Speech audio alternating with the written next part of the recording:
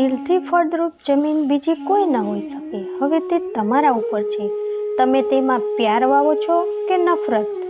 ઘણા સમય પહેલાંની વાત છે। એક સંન્યાસી ગામની બહાર નદીમાં નાહી રહ્યા હતા, ત્યારે ત્યાંથી એક રસ્તા પર માણસ ચાલતો નીકળ્યો। તેણે સંન્યાસીને પૂછ્યું, મહાત્મા, હું બીજા ગામનો રહેવાસી છું, હું મારા ગામને છોડીને આ ગામમાં રહેવા ઈચ્છું છું, મહેરબાની કરીને બતાવો કે આ ગામના લોકો કેવા છે।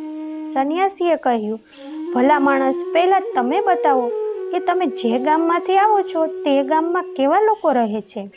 તે માણસે કહ્યું, ઘણા ખરાબ માણસો રહે છે, એકથી એક કપટી અને દુષ્ટ માણસ છે તે ગામમાં। સંન્યાસી બોલ્યા, આ ગામમાં પણ દુષ્ટ અને કપટી લોકો જ રહે છે। તે માણસ તે સાંભળીને ચાલ્યો ગયો। પછી થોડી વાર પછી બીજો માણસ આવ્યો।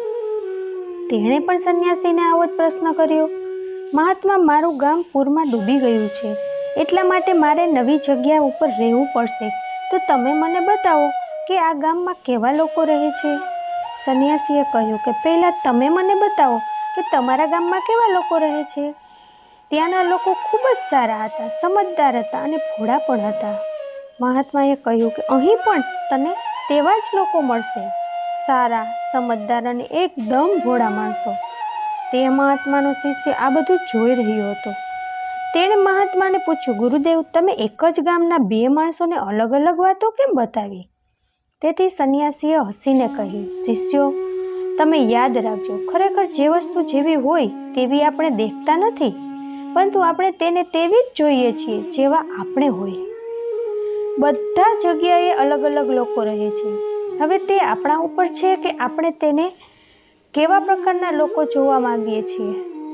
મિત્રો, આપણે જેવા છીએ, આપણા વિચારો જેવા છીએ, આપણને લોકો તેવા જ લાગે છે। વાત તો સાચી છે, વાત તો ફક્ત વિચારવાની છે, નકારાત્મક કે સકારાત્મક, પરંતુ સીડી તો તે જ છે, જે કોઈ માટે ઉપર જાય છે તો કોઈ માટે નીચે જાય છે।